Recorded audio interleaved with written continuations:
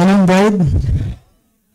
Salamat no sa Panginoon. Alam ko ay sa araw na ito tayo ay pinagpala ng Panginoon.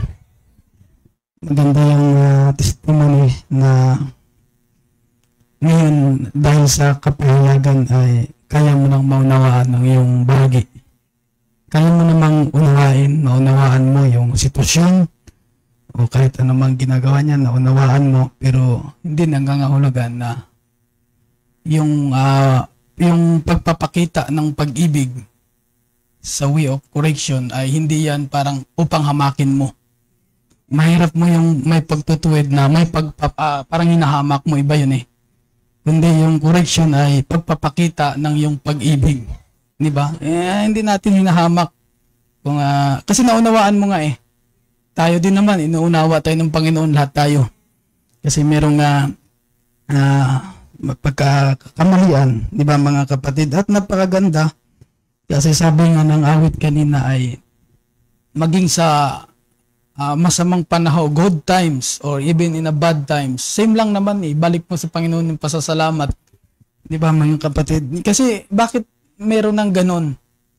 Maging sa mga tingin mo na para bang hirap ng kalagayan, para bang napakapangit ng pinagdadaanan. Kaya mo na ngayong ibalik sa Panginoon yung pasasalamat kung paano mo binalik yung mga panahon na napakaganda ng lakad mo.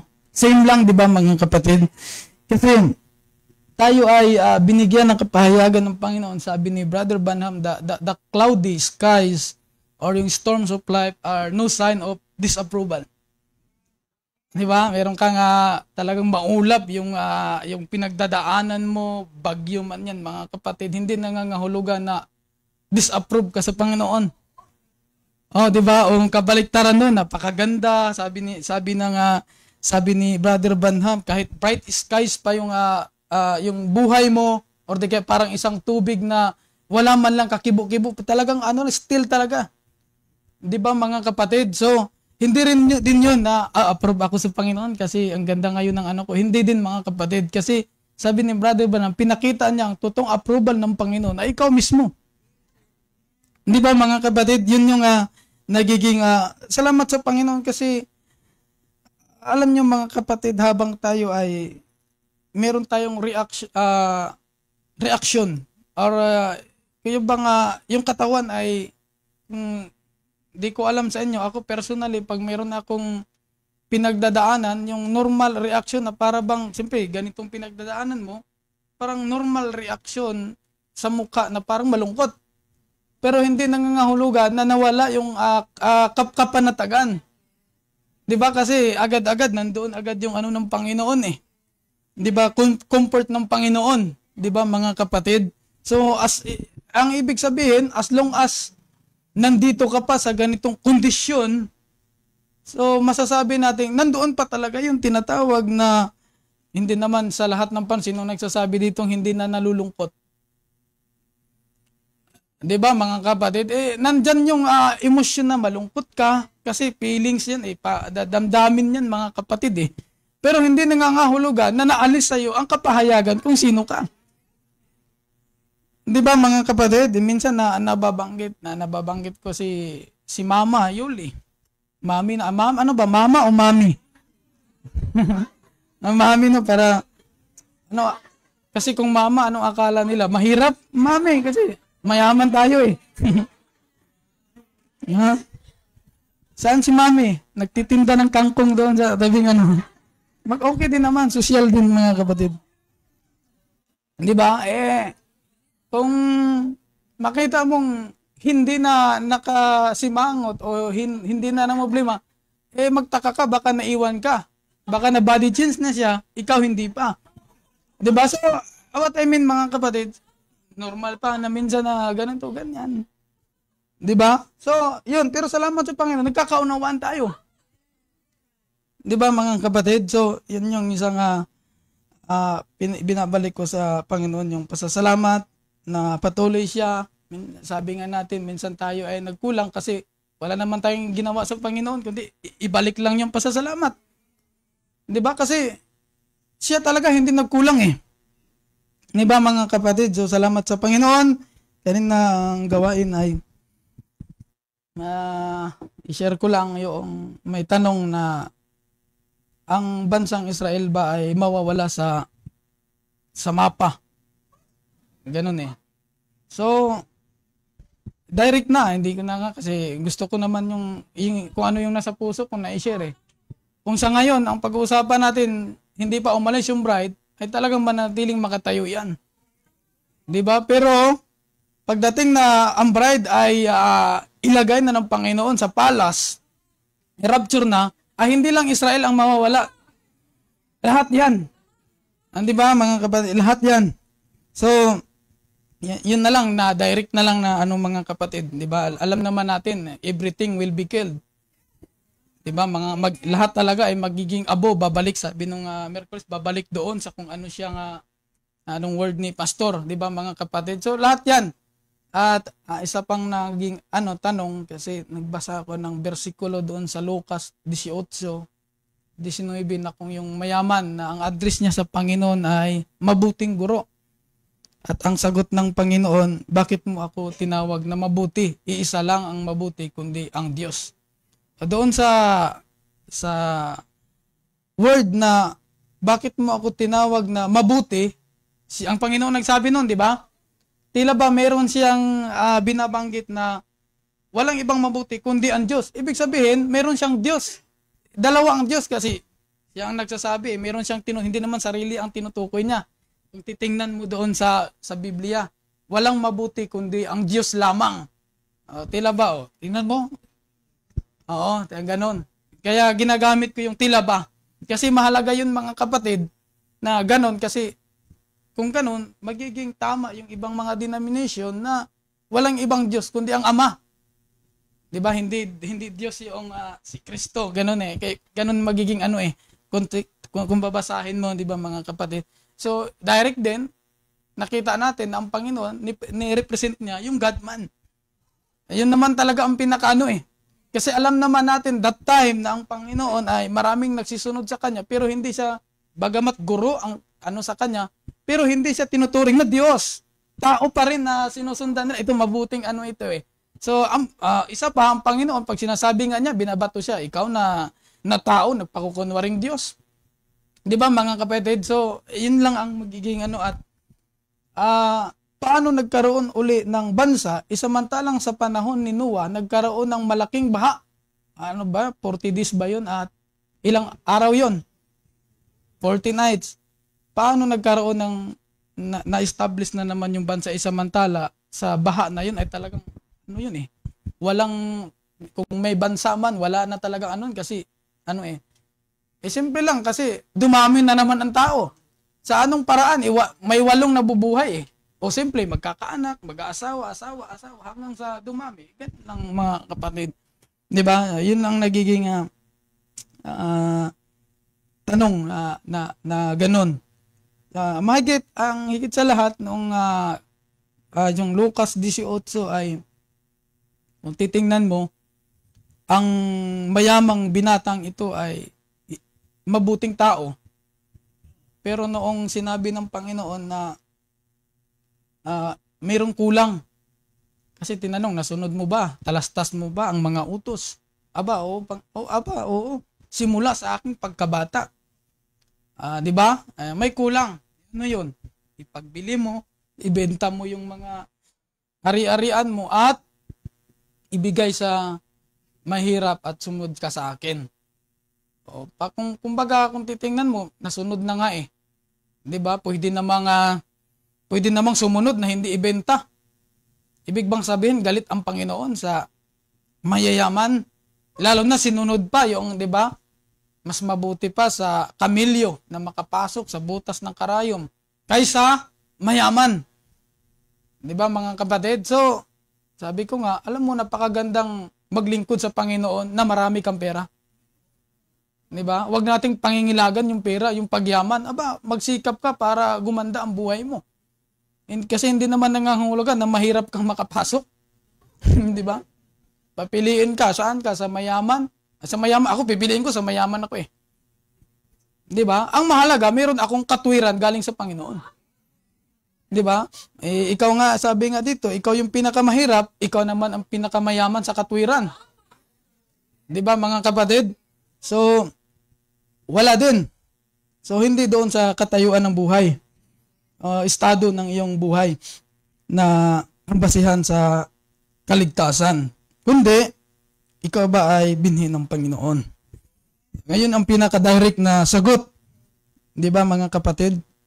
At unang-una, ang Panginoon, mababasa din natin sa ibang mga kasulatan na maging sa Old Testament pa, hindi naman kontra ang Panginoon sa mayaman, literal. Kasi yung hari, sino yun?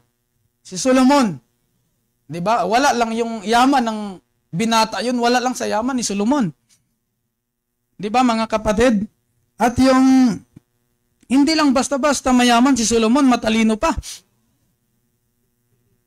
Isang napakayaman na hari at napakatalinong hari, pero sa kanya nanggagaling ang salitang, do not lean your own understanding.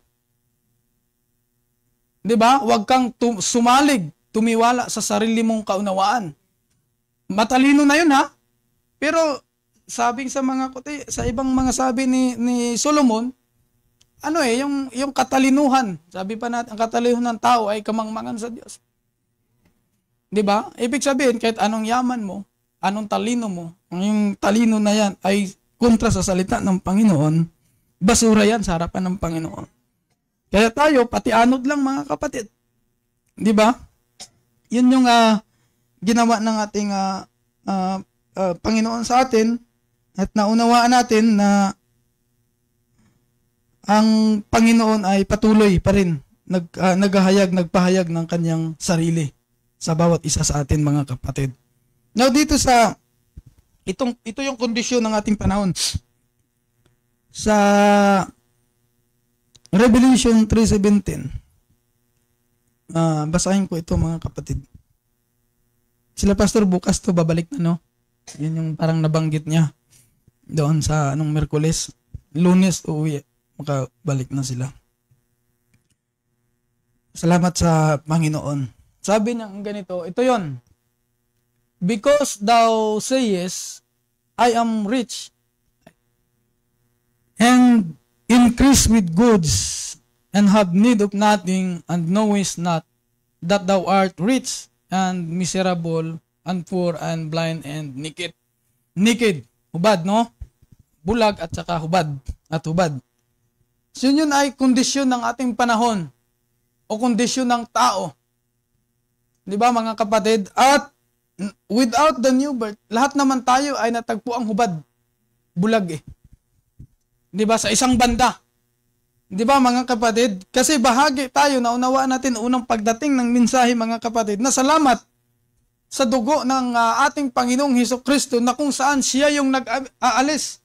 Di ba, mga kapatid? That without the blood of Jesus Christ, who strip away our nakedness, o ano pa man, mga kapatid, yung dugo na yon, lahat tayo talagang hubad. Kasi sa panahon natin, hindi na po pwede yung paghahandog lang ng tinatawag na mga hayop. Diba? Kasi itinipo ni Brother Branham, ayun ay pagtatakip lamang sa kagaya ng ginawa ng tao na para pagtakpan ang kahubaran, nagtayo ng mga relihiyon. At unti-unti habang gumugulong ang panahon, mga kapatid, piniga ng Panginoon ang salitang yun na kung saan ang dugo na yun ay ang bunobya ni Kristo. Kasi without the bride in this day, mga kapatid, lahat ng walang kubinante, lahat yan hubad eh. Pero of course, una sa atin yan, mga kapatid, inalis ng Panginoon yung tinatawag na kahubaran natin. Di ba? Kaya nga naunawaan natin, kaya nandoon pa rin yung salitang pasasalamat sa Panginoon. Hanggang ngayon, mga kapatid, kasi alam natin, yun ay hindi lang nagtakip, kundi nag-alis talaga. Di ba? Kasi mababasa natin na ang taong sa natural, kung siya ay hubad, automatic bulag siya eh. Bakit hindi niya nakita? Sa natural, meron, yung tamang katinuan ha. Of course, kung matino ka, kung alam mong hubad ka, maglakad-lakad ka ba dyan sa kailangan magbihis ka. Pero maraming lumalakad ngayon na akala nila literally, hindi natin pinag-usapan, spiritually, speaking mga kapatid, mga hubad. Kaya nga, yun ay sa isang kondisyon na kung saan maibalik natin ang Panginoon, maibalik natin yung pasasalamat sa Panginoon, salamat Panginoon, at ako ay natagpuan mong hindi hubad, sapagkat ako ay binihisan mo. Hindi tayo nakatingin doon sa mga tao, mga hubad yan, mga bulag yan, hindi. Kundi ang tinitingnan mo, yung sarili mo, na salamat sa Panginoon at binihisan ako ng Panginoon ng kanyang katuwiran. Di ba mga kapatid, kundi wala na doon yung sa labas kundi sa sarili mo na kung ano ba ang ginawa ng Panginoon sa'yo upang yun ang ibalik natin na pasasalamat sa Kanya. Di ba mga kapatid? Now, yun. Di ba? Salamat. At kung wala ang dugo, without the blood of Christ, siyang nag-alis ng ating kahubaran mga kapatid. So, paano yan, Brad? Ako'y in time. Hindi mo na ako masasabing nagbabasa ako ng quotation sa bride, ng propeta. Nabihis ko ang kanyang katuwiran. Hindi lahat. Kahit nagbabasa ka ng quotation ng prophet, di ba mga kapatid? Sapagkat if you are against the word of God, you are naked. Hubad ka talaga. Di ba?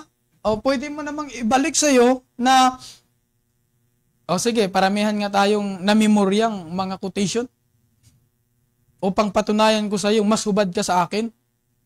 Hindi ganon. Kundi kung ikaw ba ay hindi against doon sa manifested word of God. Kasi maaaring marami kang alam sa salita, litra mga kapatid, pero nagiging antay ka doon sa manifestation ng salita. Kagaya doon sa kalagayan ng ating Panginoon na yung mga high priest. Alam ang kasulatan ni Moses. Alam ang mga scrolls. Di ba mga kapatid? Pero yung manifestation ng kanilang binabasa si Kristo, Jesus Christ, mga kapatid, kontra sila. Di ba? So anong tawag sa kanila? Bulag talaga yun. Hindi nakita. Hubad talaga, mga kapatid. So, manong ilong ko. Kaya na na naman to. Nakin. Salamat na lang at meron nagpapatotoo na grabe daw yung pagwapo ko ngayon Sis, baka gusto mo ng chocolate, sis, nandyan na.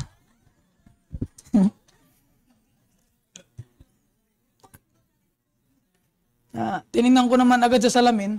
Aba, tama pala siya. Hindi mo talaga makontra mga kapatid. Kasi sabi ko nga may ebidensya. Diba? Kaya pala wala naman si hysteria. Pati bumili ako ng asin, medyo siya sinasamahan niya ako Yan pala. Yan dito pala. Di ba wala ka kanina? Yan pala mga kapatid. So, yun. Sana tayo. Gwapo lang yung huling word ko, no? Yung naalala Yun pwede kang maging kontra. Kasi pag kontra ka, talagang totally bulag ka o hubad ka mga kapatid doon sa Panginoon. So ba? Paano naging Antichrist? They believe naman sa Bible, they believe the spoken word. But mga kapatid, but not knowing, they are against the manifested word. Diba? Sa ating panahon. Diba? Kaya salamat sa Panginoon na ang yung daloy ng salita ng Panginoon, iba na nga ngayon pati anod ka na lang kung ano yung binibigay ng Panginoon Diba? Nagkaroon ng tinatawag na pagkakaisa o harmony doon sa pag binabasa lang yung mga quotation, may mga testimony tayo na dati parang ang hirap mong maunawaan. Pero ngayon pag binabasa mo, ganun pala ang ibig sabihin ng Panginoon. Di ba mga kapatid? Kasi pag binuksan ka ng Panginoon, yung kagalakan ba? Di ba? Dati hindi ko maunawaan yan. Pero ngayon, ganun lang pala. Di ba mga kapatid? May mga testimony tayo na ganun. At hindi natin ito pinagsisikapan. Kundi ito ay sa atin. Di ba? To begin with. At sabi nga sa atin palagi dito yung salitang pagkalimot. Nagkaroon tayo ng tinatawag na amnesia. Di ba mga kapatid, nagkaroon tayo ng spiritual na pagkalimot, spiritual amnesia, na ibig sabihin pala ay sa atin na yon noon pa. Di ba mga kapatid, ngayon pinaalala sa atin ng Panginoon. Yung tinatawag na identity na yon. Di ba mga kapatid? So, yun salamat at inalis tayo doon sa tinatawag na kondisyon ng ating panahon, which is the Laodicea. Anong sabi kanina mga kapatid? Di ba? Sinasabi na mayaman, nagkamit na ng kayamanan, hindi na nangangailangan ng anuman. Ngunit, ano daw? Hindi pala nalalaman na siya pala ay aba at marilta at dukha, bulag at hubad. Di ba mga kapatid? Yun pala ang katotohanan. Salamat sa Panginoon at inalis tayo noon. Di ba dati hindi rin natin alam. Pero ngayon, naunawaan natin mga kapatid. Nakita ng Panginoon. Now, ilang quotation lang. Nandiyan naman yung mga ibang kapatid.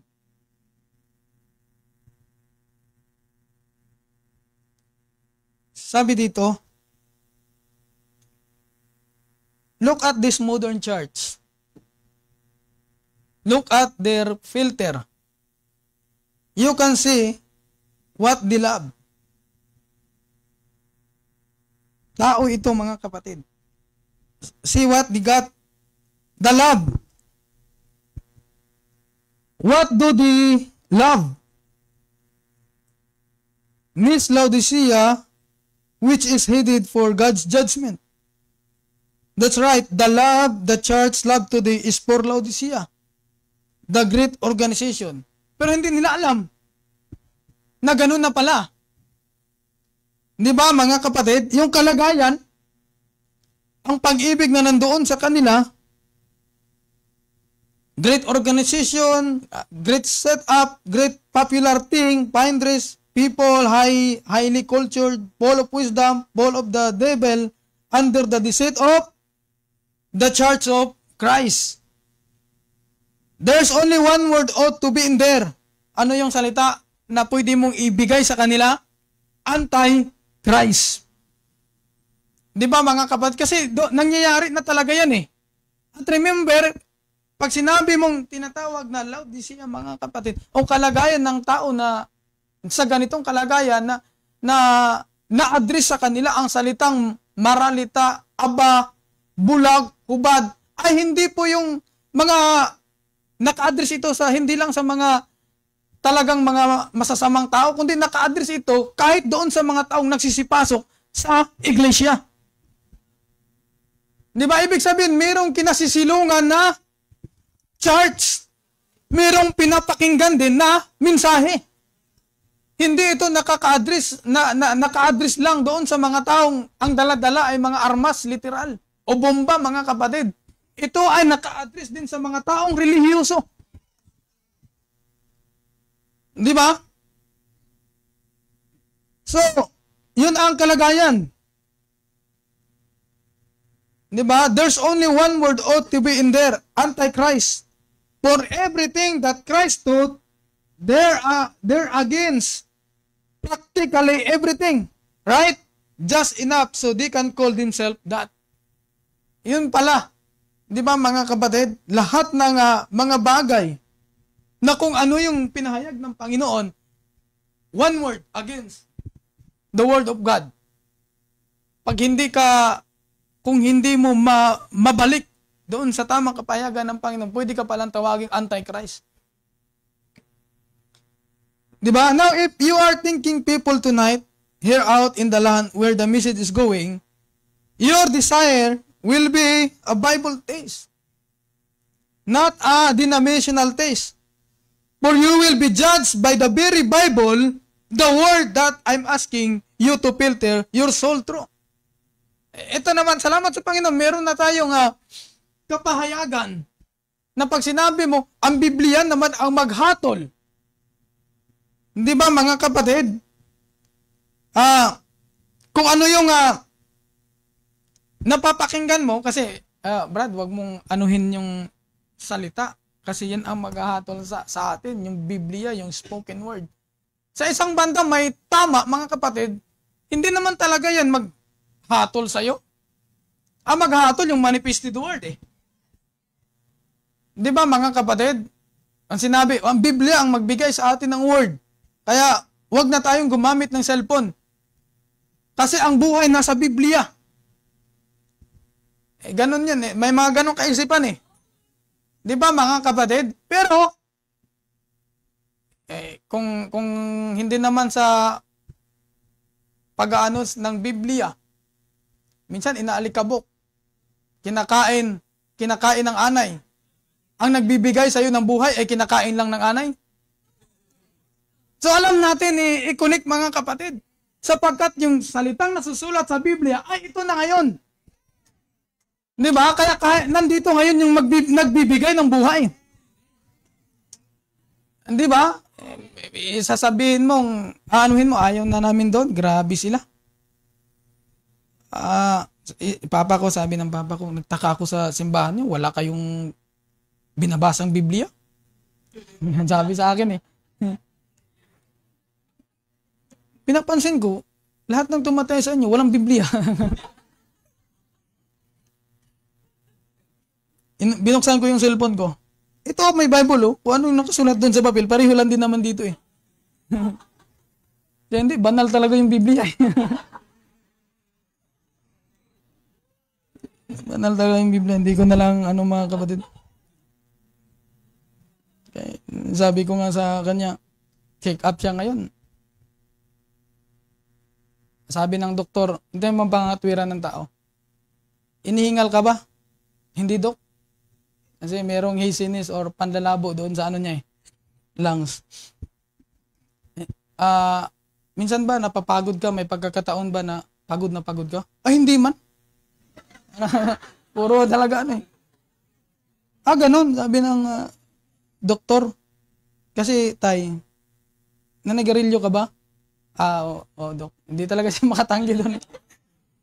Ngayon iwasan mo na yan. Ganun siya. Pag uwi namin sa bahay, iwasan mo na yung sabi ng doktor. Hindi ako nagsabi, baka sabihin mo, ako lang. Oo, iwasan ko na yan. Pero wala siyang nabanggit sa alak eh. Sabi na, wala naman siyang sinabi kasi pag binawalan niya ako, ibig sabihin, hindi ko na nasunod ang sinabi ng Biblia. Sabi ng Biblia, uminom ng bino eh. Sabi niya gano'n eh. Huwag natin kontrahin yung Biblia lang. Antindi mo. Bakit hindi ka nagmana sa akin? Gano'n. Tinan mo yung ng tao, di ba? Ang kapatid. Gano'n. Diyos ko. Paminsan, sa tagal na niya dito, kasi paalam ko sa kanya, kinuha ko siya sa Samar, matagal na yung 1 buwan mo doon. Sige, basta hindi aabot na 1 buwan na. Sabi niya, mukhang mag-1 taon na ata ako dito, hindi niyo pa ako. Na ako, nanghihina na ako, hindi ako nakainom. Nanghihina na daw siya eh. Exercise ka kasi, hindi, kailangan talaga makainom-inom hanggang konti. Talagang laki naman ng, buti na lang kung ano yung sasabihin mo, sinusunod na. Pag bawal talaga. Ganun. So, your desire, di ba, nababago. Yeah. For you will be judged by the very Bible. We know that, who is that Bible? Di ba mga kapatid? The Word. Alam natin kung sino. To reject one word of it, and not let your soul pass through that one word, you will be torn down. For man shall not live bread by bread alone, but by every word that proceeded out of the mouth of God. Salamat at may bibig ang Panginoon ngayon. Na bawat bibig kasin niya, di ba, kung i-reject mo, ay talagang hindi buhay sa iyo to. Pero pag tinanggap mo, buhay sa iyo ito. Di ba mga kapatid? Kaya tingnan mo ang sitwasyon. Kung pag sabi ko nga nung Miyerkules, nung nagising ako ng madaling araw, tapos ang sarap pala iisipin mo yung ano yung ginawa ng Panginoon? Parang ikaw lang mag-isa, pero yung salita mo, Amen Lord. Amen Lord. Pag naalala mo lahat ng hindi, parang sabi ko mga kapatid, since 2014 ako dumating dito Yung hindi ako nagkakamali, 2014. Kasi nakita ko yung meron palang Facebook, yung church na ito. Pero hindi, umano lang sa wall ko. Parang tapos nakita ko may mga upload doon ng mga picture. 2015, meron na akong mukha doon Ibig sabihin, sabi ko, pala 2014, parang nandito na ata ako. Nag-start na ako. Pero hindi agad ako dito. Dumating ako sa Pampanga 2014. Tapos mga next year ata, 15, na-meet ko si Sister Banje. Kasi that time, tuloy-tuloy na talaga Yung ko dito mga kapatid. Pinagbubulay-bulayan ko, ang bilis ng panahon. Ang bilis ng panahon mga kapatid. Para bang yung 10 taon na yun ay parang kailan lang. Di ba? Parang kailan lang. Sabi ko, Lord, nagagalak ako kasi wala na talagang ibang natitira kundi ang pag-alis na lang namin talaga Di ba? Wala na talaga mga kapatid. Kasi kung magbilang ka pa, sabihin natin, 80 years from now, meron pa kayang buhay dito? O siguro, yung mga bata pa. Kung hindi pa magra-rapture. Di ba mga kapatid? Sabihin natin, 90 years? 32 ako, 90, 100 plus, abot pa kaya. Kung walang rapture na ipinangako ng Panginoon, ibig sabihin, hindi na talaga magtatagal Di ba mga kapatid?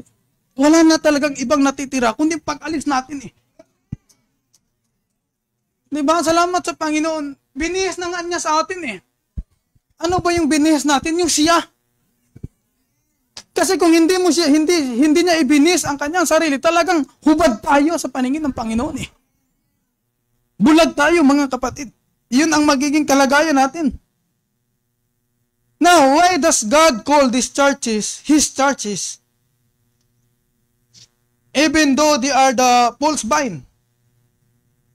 The truth of the matter is that they are Christians. Kasi yun naman talagang terminology natin Di ba? Wala na tayong yung terminology pag nasa mga Christians yan. Kahit anong denomination pa yan. But they are not Christians of the Spirit. They are Christians of the flesh. Yun kasi yung kalagayan talaga. Totoong nangyari ito mga kapatid. They are bearing the name in vain. Mark 7, howbeit in vain do they worship me. Teaching for doctrines the commandments of men. Nagiging walang kabuluhan pala ang pagsamba mo sa Panginoon kung yung pinanampalatayahan mo ay katuruan ng tao. Katuruan ba yan ng tao? Nagbabasa ako ng Biblia. Kasi yung unawa hindi pwedeng makaabot doon sa unawa ng Panginoon. Maging tayo mga kapatid Sino ba ang nakaabot sa unawa ng Diyos? Hindi Pag-aralan mo, hindi. Pero salamat sa Panginoon, yung unawa niya, binaba niya. Yung mind niya, binaba niya sa'yo. Di ba? Kaya meron tayong testimony, hindi ko man maipaliwanag. Pero nagagalak ako, naunawaan ko kung ano yung binabanggit sa likod ng pulpit. Di ba mga kapatid? Dito nga, kung buhay yung pag-uusapan natin, pag-uusapang lupa, sino lang may lupa dito? Kahit paano, kaya nga, kung titingnan yung kuko ko, maitim. Para naman sabihin, wala akong lupa, para sabihin may lupa din ako. Di ba yung mga ganun na salamat sa Panginoon mga kapatid.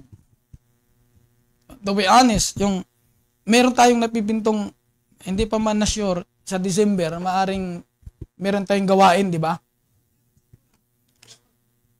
At yung kapatid ko tumawag.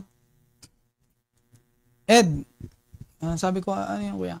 Yung kapatid, yung mga kapatid mo sa Samar, papuntahin ko dyan December.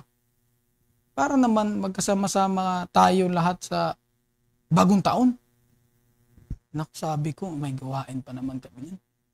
Tapos uuwi lang siya kasi nasa mga mahigit 20 years nang hindi kami kakasama ba? Yung Sabihin ko sana, pwede bang pagkatapos ng next year, ganun. Kaya nga uuwi ako para magsama-sama na yung ganun, marami nang parang kasi mayroong may mga ganun, may mga parang God knows my heart naman talaga, mga kapatid. Sabi ni pastor noon nung dumating siya, kasi nung pagbisita niya dito na ilang taon na rin, na 2 taon nata, nung wala ako nung linggo, kasi nga sinundo ko siya. Gusto ko talagang umexit eh. Kasi first time naming magmi-meet noon, hindi ko naalala yung mga brother ko lang, brother siya eh. Nakita kami, hindi ko pa maalala. Siguro late ko pa noon.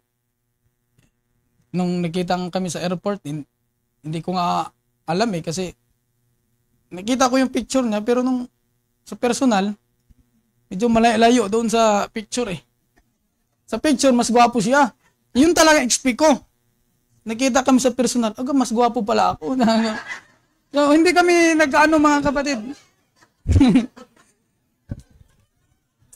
Kaya, expectation versus reality talaga eh. Hindi ko siya kaya ganyan. Siyempre, kapatid, ganyan, usap-usap, ganyan, sharing, ganyan. Yun yung request niya, yung daw, bagong taon daw, ganun. So, hindi mo na ako nakasagot. Kung ano yung ng Panginoon. Alam naman natin, di ba, mga kapatid? Gusto ko nga, yun yung naging ko eh. Kung sila. Lahat ng kapatid niya, mga half sister niya ay talagang papuntahin daw niya dito. Ganun. Sabi ko, wag lang masyadong magtagal, baka sasakit yung ulo ko. Masarap, maganda din yung ganun, mga kapatid. Na ba, for the first time, ganun. Kahit pinapapasalamat ko rin sa Panginoon kasi kahit hindi kami magkasama mula bata pa, pero yung damdamin niya ba, yung pagturing niya, kasi tama yung sinabi niya, kahit pagkapatid tayo, dahil hindi tayo sabay lumaki sa isang bubong, hindi ko kayo nakakasama, kumbaga mas magaan pa yung loob ko sa mga kaibigan ko. Kahit sabihin natin magkapatid tayo. Kasi yun yung nalakihan kong kasama sila eh. Hindi kayo eh. Nasa Mindanao kayo, nandito ako sa Samar. Sabi ng ganun. Sabi ko naman, yun, nanawaan naman kita. Pero gusto ko kayong makasama. Kasi masaya ako dahil marami pala akong kapatid. Biruin mo, sa dami namin. Buo kong magkakapatid, kami eh, 7. Iba pa yung mga side bit na mga tawag niyan? Side bit na yung ibang mga half-half ba? Iba pa yun. Side bit na tuloy. Yung mga ganun, mga kapatid. So, masaya din ako sa Panginoon na meron silang damdamin na ganon. Iwan ko ba, pag mga kapatid, usaping mga kapatid, yung mga salaman, siyempre mahal mo yan eh. Hanggang ngayon nga, iniisip ko pa rin, mga sikiting pa sila eh. Yung kapatid ko, yung si Jason, kikita nyo naman yun, di ba? 28 years old na yun eh. Tapos, nag-chat yung si Jason, hindi pa nakauwi.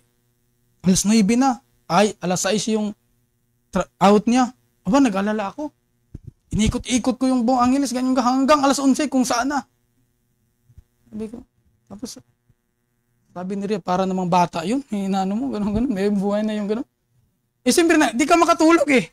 Kaya, siyempre, mga kapatid, kahit ano-ano lang dito. Mag-alala ka talaga kahit alam mong matandaan na sila. Yung mga ganun. Siyempre, mag-aalala ka na alas 11 na, hindi pa nakauwi ng bahay, mga ganun-ganun. Ang resulta, kinabukasan, yung mukha ko parang stress eh. Balitaan ko, umuwi ng alas 12. Aba, parang walang problema eh. Hindi niya alam na problema yung mga nakapaligid sa kanya. Hindi man lang marunong magpaalam na hindi nakauwi ng ganun. Yung sa buhay-buhay dito, mga kapatid. Di ba? Tapos, palaging nakalakip yung claiming ba? Salamat sa Panginoon. Hindi mo naman gawa ng Panginoon yan eh. Maging sila ay binihisan ng Panginoon. Binihisan ng katwiran ng Panginoon. Maging silang mga kapatid, di ba? Yun yung binigay ng Panginoon sa atin na kapanatagan. But indeed, they are Christian of what else could they be? Muhammadan is Muhammadan. That is his religion, no matter how he lives it, because he subscribes in theory to what the Quran teaches. Tama. Di ba? In the same way, a Christian is Christian as long as he subscribes to the fact that Jesus is the Son of God. Nagiging ganun na yung natin, pag sinabi mong Bible ang binabasa, Christian ang tawag. Pero hindi pala doon lang. Di ba sabi ni Brother Banam, ang Christians ay kailangang Christ alike.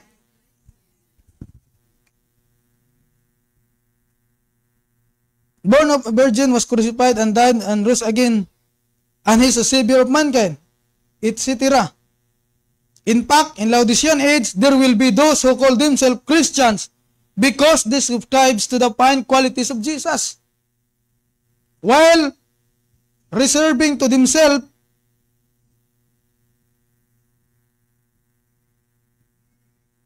Christians because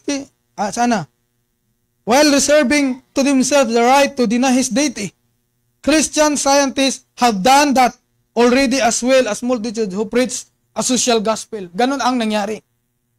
He is nominal Christians and belongs to the church, but he is not a true or spiritual believer. That kind of believer is one who has been baptized into the body of Christ and is a member of him. But nonetheless, sabi niya, ganun pa man, it is in God's order that the tears grew up with the wheat and they are not to be uprooted. So hindi na doon sa labas. Dito na mismo. Ulitin ko mga kapatid, hindi natin tinitingnan yon. Salamat Panginoon, sila ay hindi bahagi. Hindi ganon. Pinapasalamatan mo sa Panginoon kasi alam mo sa iyong sarili kung ano ang ginawa ng Panginoon sa iyo. Hindi doon sa mga bagay na sa labas. 'Di ba mga kapatid, ang gusto pa nga, kung alam mo totoong bride, nabanggit dito, gusto pa nga natin na talagang mailagay sila Kasi yun yung damdamin ng Diyos. 'Di ba? That is the command of God. Their day of binding and burning is coming, but not yet. So the Spirit is speaking to this mixed group. On the one hand, He is praising. On the other, He is rebuking. He has told what is right with a true believer. Now He warns what the false vine must do if it is to stand justified before the Lord. Kaya talagang ganun ang salita ng Panginoon. Pwede itong magiging general, kahit alam na false vine yan mga kapatid, pero ang mahalaga, ito ay nagiging personal sa iyo. Di ba? Kung paano ito ipinakita ng Panginoon sa iyo na siya na ang salita at ikaw ay isa.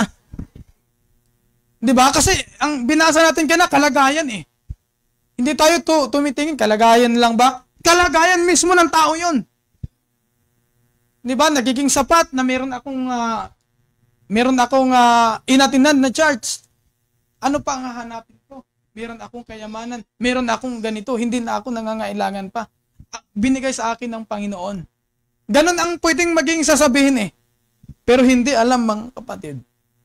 Di ba? Ano ang description kanina? Sa tao, hubad, kaawa-awa, at saka bulag. Di ba? Yun ang nagiging kalagayan. The attitude of this age is exactly what it was then. People have it all. They know it all. They cannot be taught. If a point of truth from the word comes up and a man tries to explain his view to one with opposing view, the listener is not all listening that he might learn, but is listening only to refute what is being said. Nagiging kukontrahin lang. Yun naman talaga ang nangyayari. Pero salamat sa atin, wala na dito mga kapatid. Kung ano ang sinabi ng Panginoon, di ba doon papasok yung testimony kanina, sa kapahayagan ng Panginoon, kaya nating maunawaan ang bawat individual. Di ba mga kapatid, ganun yung ginawa niya, naunawaan ko, kasi kaya kong unawain. Di ba? Kaya nga merong salita ang Panginoon kung merong, sabi kanina, may pagtuwid ang Panginoon, hindi yan ipakita na hinamak siya, kundi pagpakita ng pag-ibig. Hindi niya i-refute kung ano mang narinig niya, kaya niya ngayong idugtong. Di ba mga kapatid? Kaya niya ngayong idugtong. Di ba hindi na tayo dito, ang ibig ko sabihin, hindi na doon sa ibang stand, iba yung ano, sa loob ng church mismo mga kapatid. Di ba? Sa loob mismo. Sabi niya gano'n, can Scripture fight Scripture? Does the Bible contradict the Bible? Can there be two doctrines of truth in the Word that say the opposite or oppose the other? Ay wala. Di ba mga kapatid? Kaya yung point of view, dapat makita natin kung bakit kaya nasabi ang gano'n. Kaya mo na ngayong ibabalanse. Kung meron bang kulang doon, ikaw na ang magdagdag. Di ba? Hindi yun para pamalian ng isa. Di ba? Hindi, para idugtong. Di ba mga kapatid? Ang salita ng Panginoon. Opposite or oppose the other? No. It cannot be so. Yet how many of God's people have their eyes opened to the truth? The truth. Not even 1%, as far as I know, have learned that all Scripture is given by God and all is profitable for doctrine, reproof, correction, etc.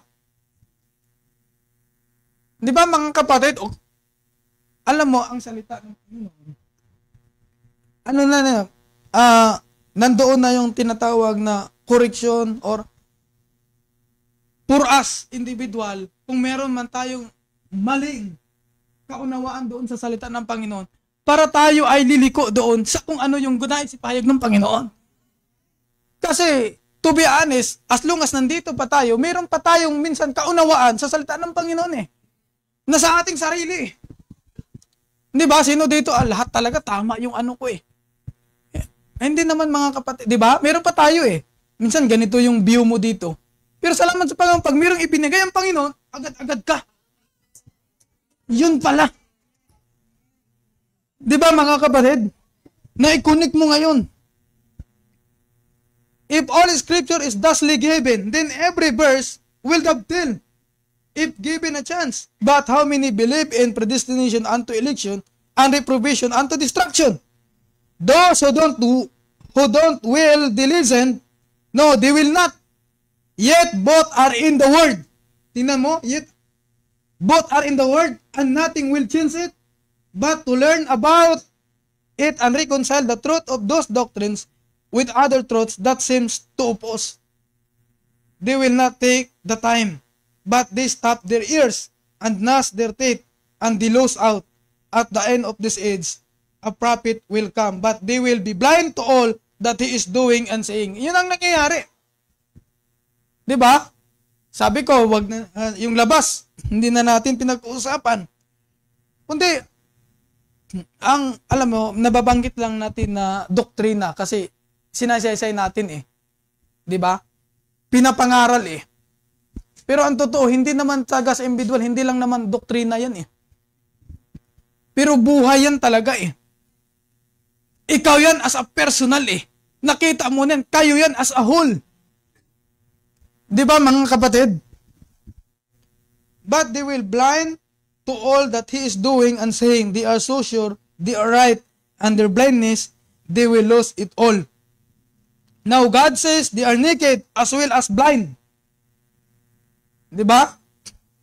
Kung ikaw pala ay hubad, kung ikaw pala ay bulag, spiritually, you are naked.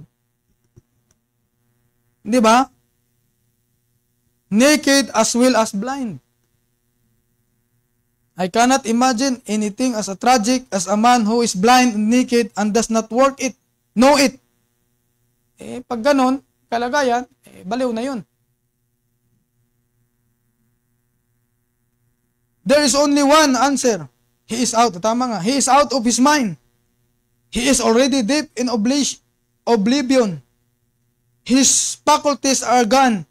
spiritual amnesia has set in. What else can it mean?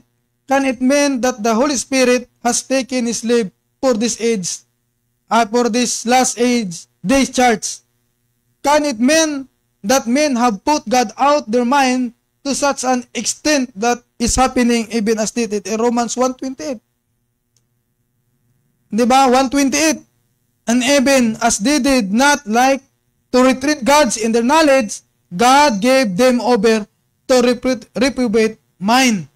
To those who things are not convenient, it surely appears that something like that has happened. Here is people who say that they are of God and know God and have His Holy Spirit, and yet they are naked and blind and don't know it. They are already deceived. They have the wrong spirit. The elect cannot be deceived. But it is evident that these others are. These are they who have become blind because they refuse the word of God. These are they who have stripped themselves naked and by leaving God's care and protection and sought to build their own way of salvation. Their own Tower of Babel by organization. How lovely and beautifully dressed they appear in their own eyes as they form their general assemblies and their council, etc. But now God is stripping it all away and they are naked. For this organization have but led them into the camps of Antichrist. Grabe, no? Nag-aakala ka na tama na yun eh. Akala mo yung lakad mo ay papunta doon sa kaharian ng Diyos. Pero yun pala, ang lakad mo ay papunta doon sa camp of Antichrist. Di ba mga kapatid? Kasi, can you imagine kung ikaw ang nandoon sa kalagayan? Nag-aakala ka. Kaya sabi ko, salamat sa Panginoon. Nilagay mo ako, Panginoon, sa tamang release. Di ba? Kasi hindi basta-basta ang mga taong ito, mga kapatid eh. Nagpupuri din yan eh. With all their heart. Na nag-aakala. Di ba? Kaya palaging binabalik yung sarili ko. Paano kaya at napunta ako sa iba? Siyempre, yun din yung paniniwalaan ko na nasa tama ako. Pero of course, mga kapatid, doon papasok, what if lang ba? Kung ganon. Di ba mga kapatid? Salamat sa Panginoon. Nilagay ako sa tama. Kasi ako ay isa sa Kanya. Binhi ako ng Panginoon eh. Di ba? Sino bang, kung hindi ka binhi, doon ka nagcha-charge, ang akala mo talaga, yun yung tama eh. Ipaglalaban mo rin kung ano yung aral na papakinggan mo. Di ba, mga kapatid? Pero, yun pala, nandoon pala, isa ka pala doon sa word na Antichrist, into the field of tears, right up their binding and burning, objects of pity indeed they are. Yes, pity them, warn them, beseech them, and still they go their headlong to destruction, wrathfully turning away any and all attempts to save them as brands from the burning. Miserable indeed they are, yet they know it not. Di ba? Anong basa nito? Kalos, yung matigas na, yung puso. Di ba mga kapatid? Kumbaga, sa word pa natin, pusong bato. Di ba mga kapatid? Pusong bato na. And beyond hope. Di ba mga kapatid? The glory. What is actual leadership? Aba, nilulhati pa nila. Di ba? Yung tinatawag na kahihiyan. Di ba? Kasi yun ang akala nila eh. In what is actual leadership? Defiant against the word. Yung palagang mapanghamon na. Tigas ang ulo, di ba? Pwede rin ganon. Tigas ang ulo. Against the word. Yet, one day they shall be judged by it and pay the price of its awful indictment. Yun talaga ang tulo. Sabi ko, hindi yun yung tinitingnan natin. Kundi ang tinitingnan natin, ano ba ang ginawa ng Panginoon sa'yo? Di ba mga kapatid? At yun yung binalik natin, ibinabalik sa natin sa Panginoon yung pasasalamat. Di ba? Sabi ko nga doon kanina ay, alam mo, napaka sarap lang na makita, maunawaan mo na tiyak ka doon sa pinaglilingkuran mo. Di ba? Kasi ilang porsyento na ang tao din ay naglilingkod sa Panginoon. Pero hindi lahat na naglilingkod na tama. Kasi meron lang talaga, sabi ka na, meron lang talagang iisang kapahayagan. Di ba mga kapatid? Of course, yun yung binabanggit natin na dito mismo sa mensahe, alam natin na ang kaligtasan ay malawak. Di ba? Yung, anong sabi sa atin? Ang panahon natin ay pamumulot na lang. Meron na lang pa isa-isa. Maaring meron pang ibang kubinante dyan. Di ba mga kapatid? Na kung saan kailangan nilang magampanan yon, magawa nila yon para doon sila matawag. Kasi lahat din nakatalaga na sa Panginoon eh. Yung act na lang, mag-cross yung path nila doon sa tinatawag sa Diyos. Di ba mga kapatid? Kaya salamat sa Panginoon lahat. Di ba? Kung babalikan nyo, kayo na lang mag-imagine kung ano yung, kayo na lang, balikan nyo na lang kung ano yung ginawa ng Panginoon sa inyo. Napakasarap mga kapatid. Di ba? Akala natin noon, baka noon, 90%, yun yung ano natin, 90%, akala natin, kontra tayo, lihis tayo sa Panginoon eh. Matigas yung ulo natin, sabi kanina mga kapatid. Di ba? Minsan, binabanggit natin, ayaw ko na. Bumitaw na ako, bibitaw na ako. Eh wala kang magawa, ang Diyos ang humawak kasi. Kasi binhi ka ng Panginoon eh. At hindi na rin time ngayon na, hawakan naman ako ng Panginoon. Di ba mga kapatid? Doon na ngayon na-establish sa atin na both side mayroong pag-ibig. Siyempre, inibig ka ng Panginoon, anong gagawin mo? Di ba mga kapatid? To begin with, kaya mo siya inibig kasi inibig ka niya una. Di ba mga kapatid? Kaya salamat sa Panginoon. Kahit sa mga, sabi ka na, good times, bad times, same pa rin ang gagawin ko. Ibalik ang pasasalamat sa Panginoon. Di ba mga kapatid? Wala pa rin nagbago. Ibabalik ko pa rin ang papuri sa Panginoon. Di ba mga kapatid? So yun lang sa kunting testimony ng kung ano yung ginawa ng Panginoon sa akin mga kapatid. So God bless sa mga kapatid pong ito. Brothers. Marvin. Mention ko na ang pangalan. Brother Marvin. Brother mga kapatid.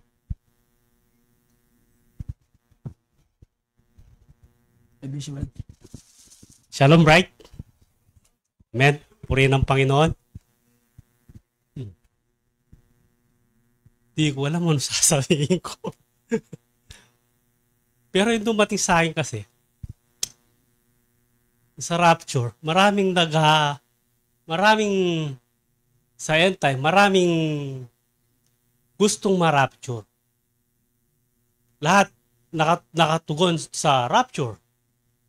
Even yung denomination naniniwala sa rapture.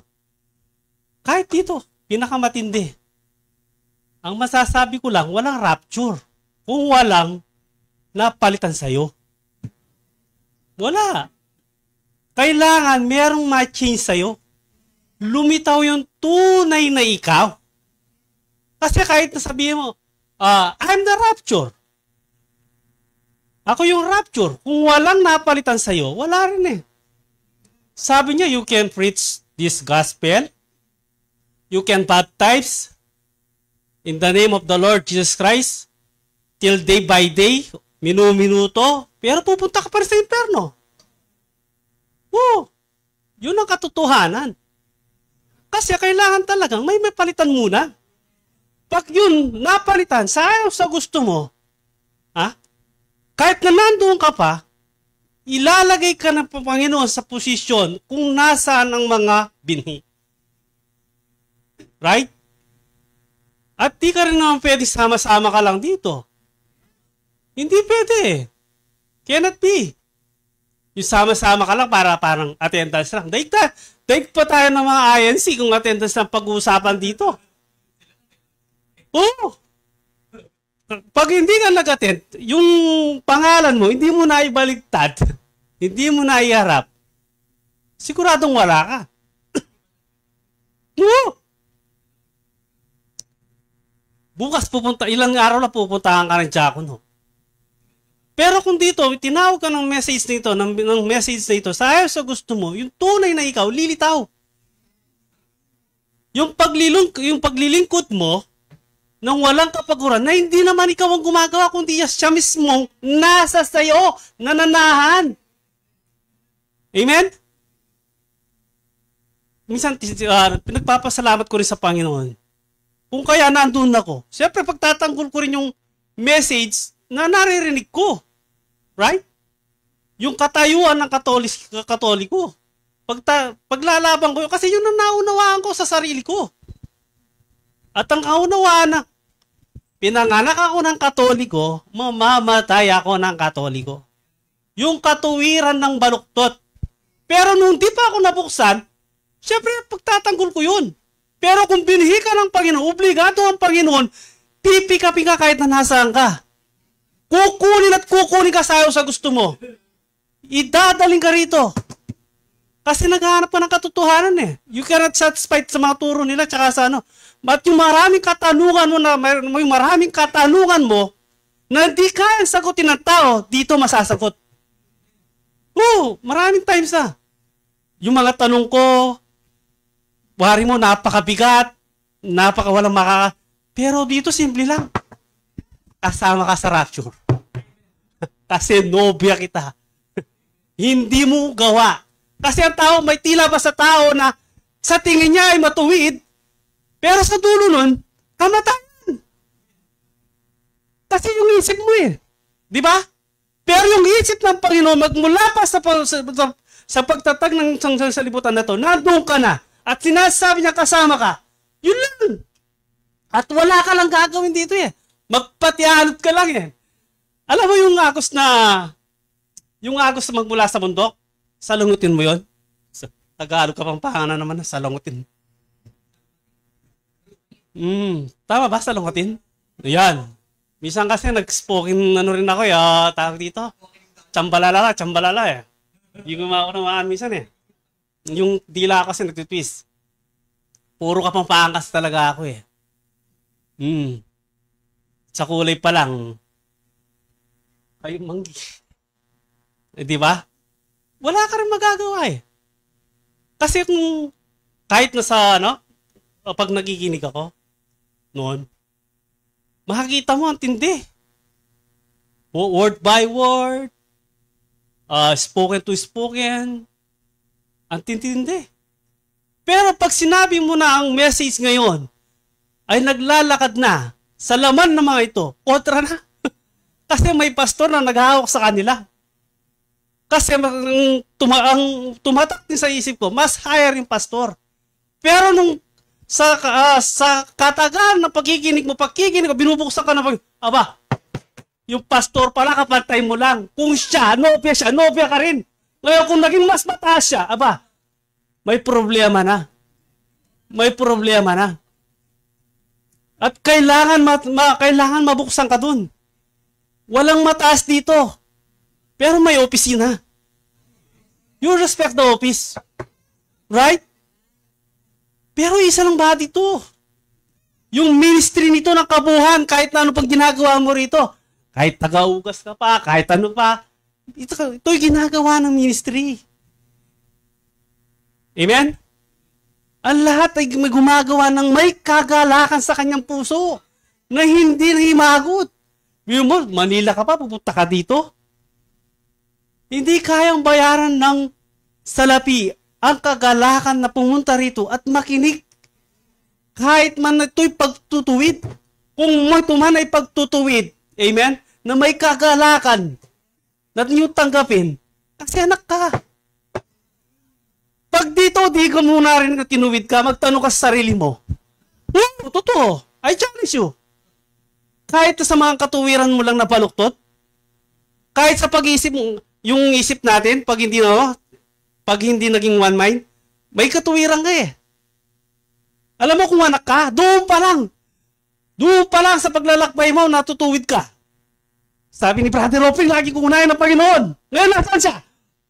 Aba, kapatid, habang ako'y naglalakbay, tinutuwid ako ng Panginoon. Wow! Ang Panginoon, di naman, ngayon nandito siya, mamaya wala siya. Yung Holy Ghost, di naman ganun eh. Pag nananahan siya sa'yo, always na yun. Kahit sa patuloy, kahit yung iniisip mo, tinutuwid ka. Kaya hindi ako naniniwala. Bagamat wala ka, sasabihin mo, kasama nyo naman ako sa Espiritu. Hello? Kailangan yung present mo, kapatid. Right? Sabi ng isang pastor na heard, kasama nyo naman ako eh, sa Espiritu. Brad, kung kasama kita, kailangan yung presente mo nandun. Dahil ikaw ay bahagi rin ng Diyos. Right? Yun ang walang higher. Kailangan pastor, kailangan si ano. Alam mo kung tinawag ka ng mensaheng ito, kahit na anong ginagawa mo, yung pagpaliban mo lang, mabigat na sa'yo. Oo! Brad, meron naman eh. Nakikinig ako ng message ng live streaming. Iba yung nandito. Kasi dito wala kang may papalampas. Minsan nga nakaupo ka pa dyan, nakakatulog ka pa eh. How much for nandun ka, nakikinig ka ba? Brother, nakikinig ako. Saan? Totoo nangyayari yan. Kasi minsan ako nagagawa ko rin yan. Nakikinig ako pero yung isip ko iba. Oo. Humingi ako ng tawad sa Panginoon. Hindi ko ini-expose sa sarili kong ito. Ini-expose ko yung kahiyan. Hindi ko pinapahiya. Yung totoo lang ang sinasabi ko. Kaya kung sasabihin mo yung presente na kasama nyo naman yung espiritu ko. Hello? Walang matanda. Nasabi na, matanda na tayo sa mensahe. Tinupuan na tayo ng kaliskis. Pero bata ang isip. Oh! Kung totoong ikaw ay mature sa mensaheng ito, hindi mo nahahayaan na dumating ang oras, na nasakdang oras nandito ka. Even nalilate ako, alam mo, naiya ako sa sarili ko pag nakita ko siyang kapatid. Bagamat siya hirap na umakyat, pero nandito siya sa tatlong oras. Panginoon, purihin ka. Purihin ka. Nandito yung kapatid ko, samantalang akong walang nararamdaman. Sa katawan na ito, nandito siya. Naiya sa sarili ko. Bagamat hirap siya, umakyat, sabi ko, Panginoon, dinadalahin ko sa iyo ang total deliverance ng aking kapatid. Purihin ka, Panginoon. At pinabalik ko lahat ng papuri, pasalamat sa Panginoon. God bless you, Lord.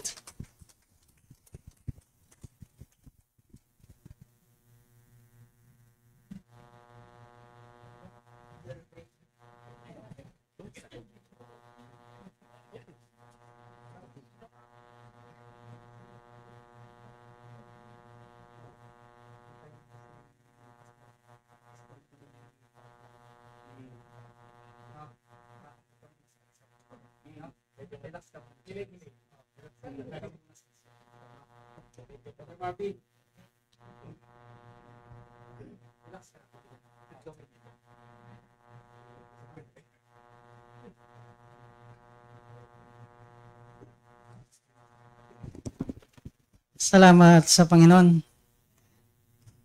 Ang pinag-usapan ay napakahalaga.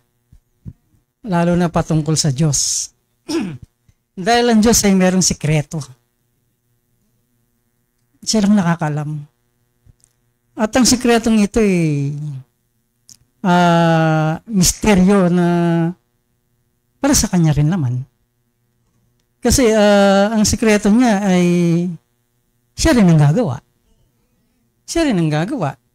At kung makita natin yung sikreto na yun, makikita mo sa sarili mo. Salamat sa Diyos, no?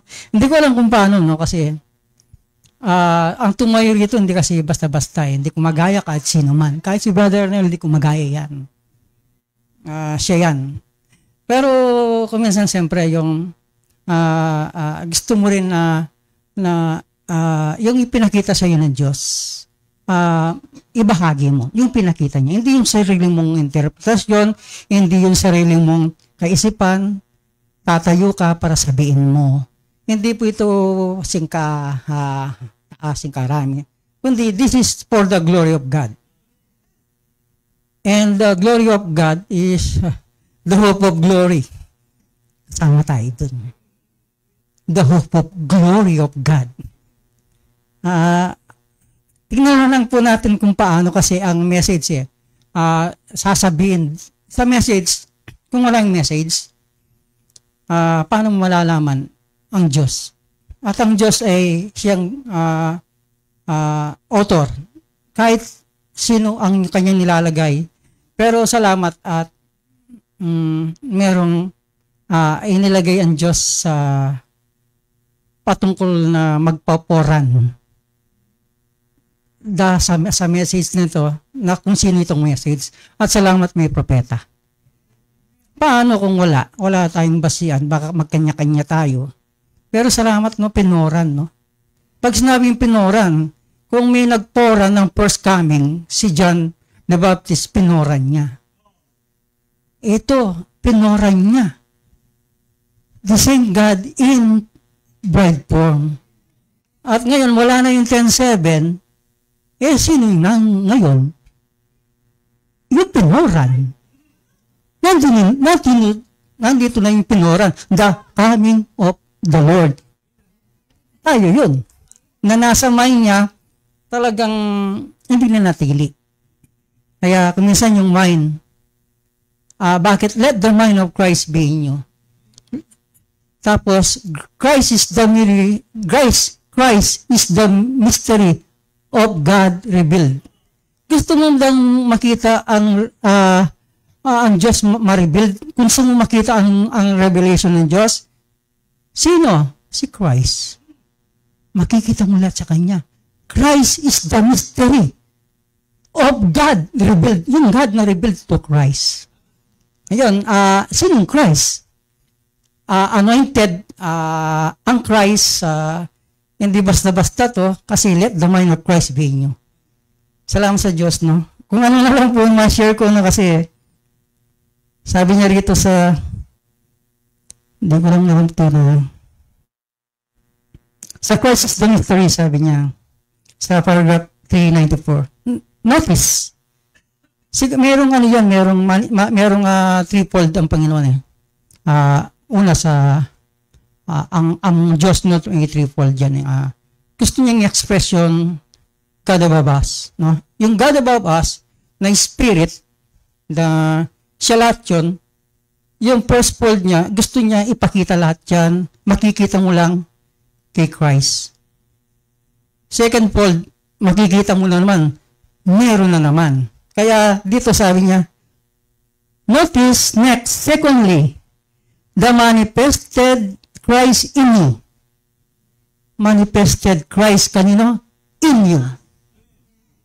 In you na. Kasi, yung Diyos nagmanifest na through Son. That's Christ. Yan, sabi niya, Christ manifested in you. In you na. The hope of glory, the great manifested God in Christ now, Christ manifested in you. So, nakikita na natin yung sinasabi na yung mind ng Diyos, no? Sabi niya, Will Harry, look, what was once God's great secret?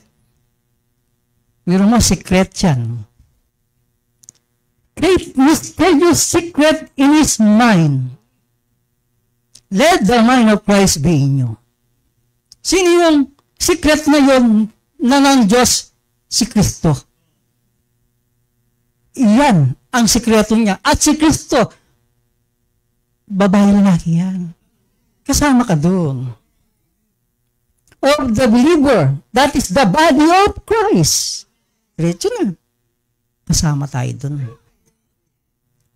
Body of Christ, what was God once great secret in His mind before the foundation of the world is now made manifest.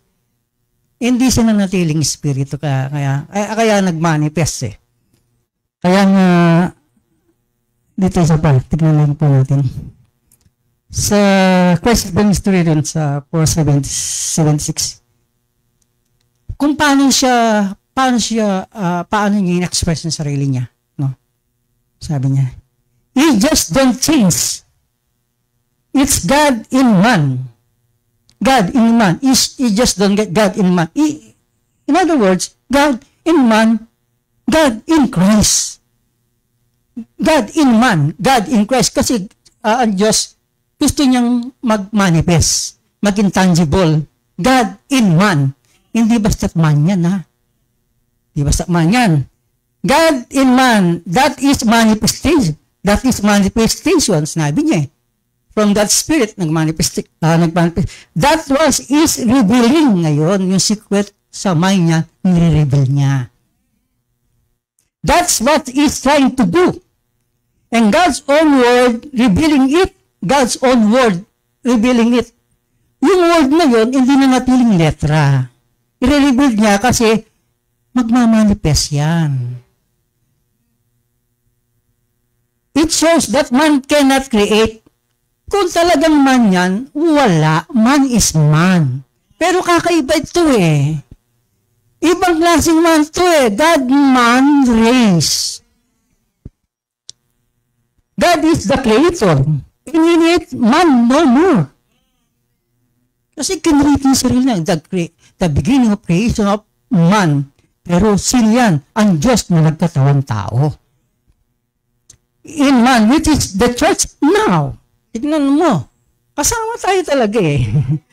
Kaya tignan mo yan. Ang secret ng Diyos na gusto niya i-manifest ay ano niya. Eh ngayon, makita natin kay Christ. Sabi niya dito sa Christ is the mystery of God din, sa 2:33. Look, sabi niya, in you, making the center of life of the revelation. So, lahat na in you, center of life of revelation. See Christ's life in you, makes him the center of revelation. Tignan mo, kanina yung Christ, kanina yung rod, naging Jesus Christ, anointed, Christ, Jesus, yan, hindi naman maiwala yan eh. The center of revelation, Christ in you, in the Bible, makes the Bible the complete revelation of Christ. Although, yung revelation niya, without the bride, kulang. The complete revelation is to manifest the word, male and female. Kaya, in you, the complete revelation, kompleto na. The whole thing, see what God is trying to do. What is the new birth? Yan. Then, you say, well, Brother Branham, what is the new birth? It is the revelation of Jesus Christ personally to you. Kung hindi mo alam yan, kung sino yan, hindi mo alam ang Diyos. At kung hindi mo alam si Kristo, hindi mo alam sarili mo. Dapat malaman mo personally sa iyo. At pag nalaman mo, alam mo kung sino ang Diyos. At nasaan ang Diyos. Well, say, brother, what is the new birth, is the revelation of Jesus Christ personally to you? Amen. See, not join the church? Hindi ganun. Sisimba ako, magiganyan, ganun. Hindi, not join. Pati mga creed, no. You promise to live by a code of rules, ganito, no. But Christ, the Bible is the word that reveals to you. Kaya nga yung word, kung di-reveal sa'yo ang word, letra lang yan. Pero kung ang word revealed sa'yo, alam mo kung sino yung word na na-revealed. Ikaw yun eh. Si Christ binabasa. Kahit nun. Pero hindi nila nakita yung binabasa nila na-rebuild sa harapan nila. Dapat makita mo rin yun. Ikaw ang rebuild. Ikaw ang na-rebuild. No matter what anybody say, what take place, it Christ.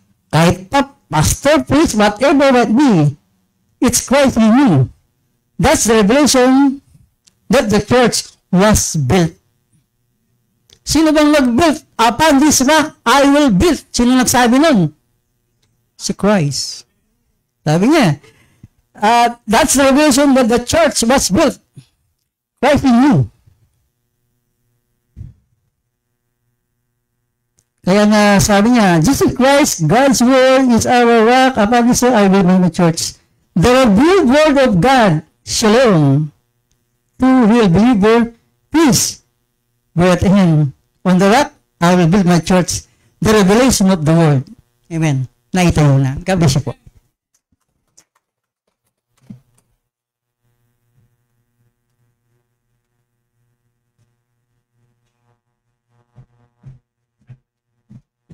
Praise God. Man, gusto kong sumusog doon sa nabuksan ni scripture ni Brother Joed. Amen. Doon sa Luke 18. Starting from verse 18. Sa 17, baktas na sabi niya, katotohanang sinasabi ko sa inyo, sino mang hindi tumanggap sa mga ng kaharian ng Diyos na gaya ng isang maliit na bata, ay hindi siya papasok doon sa anumang paraan. Alam natin yun ang eksena nun, ano? Kung ano yung naging eksena nun. Yun. Tapos, sa tagpong yan, may mga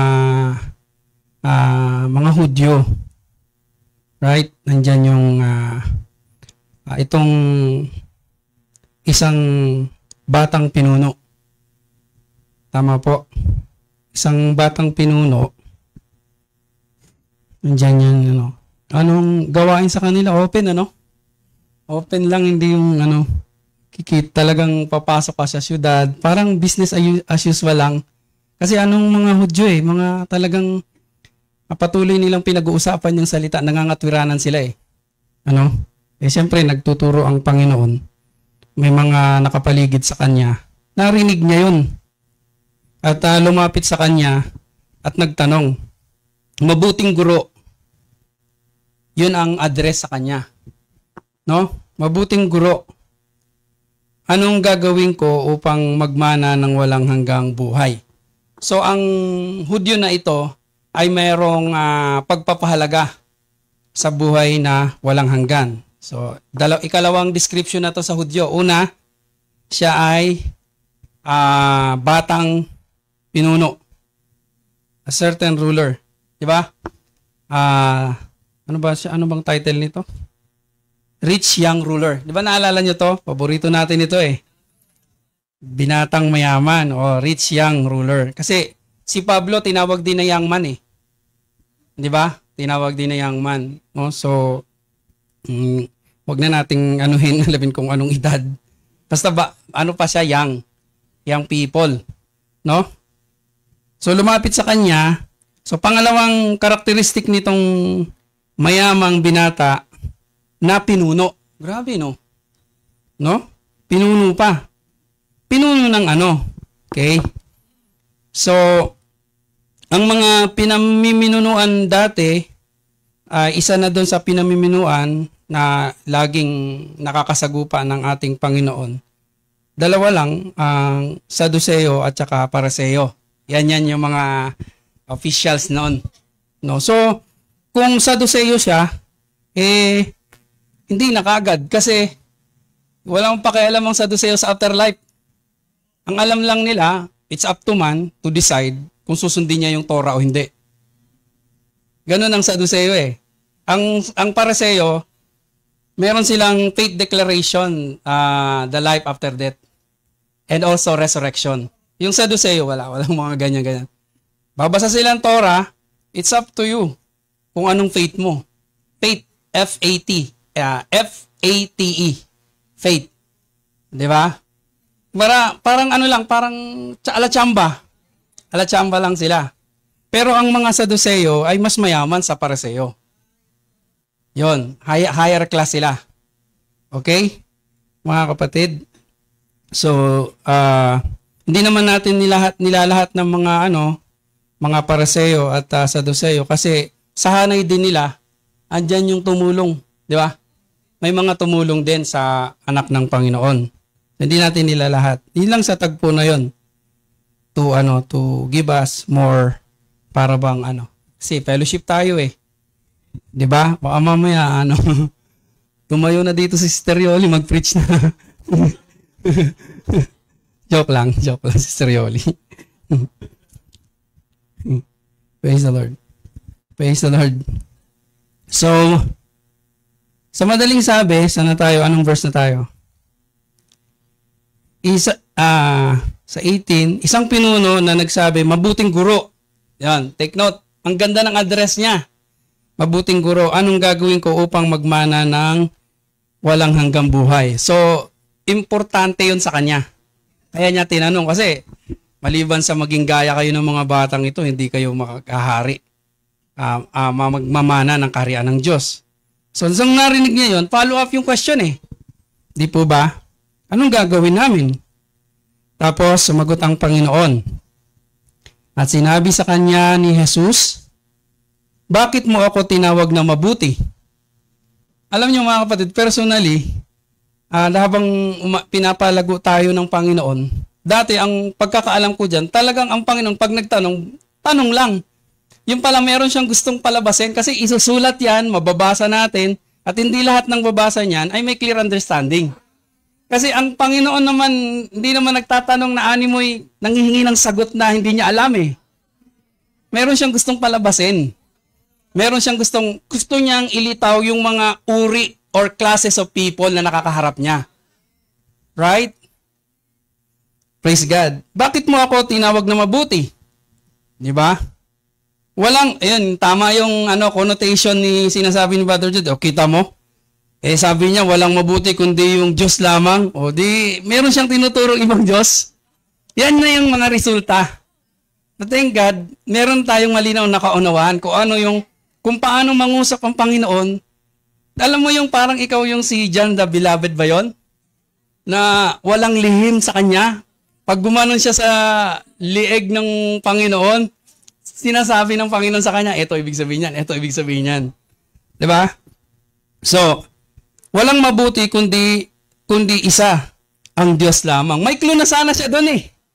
Kasi nga, ang tingin sa kanya, just a rabbi o guro lang, isang isang nag-i-start lang ng sekta, nagli-lideran, tao lang, ganyan.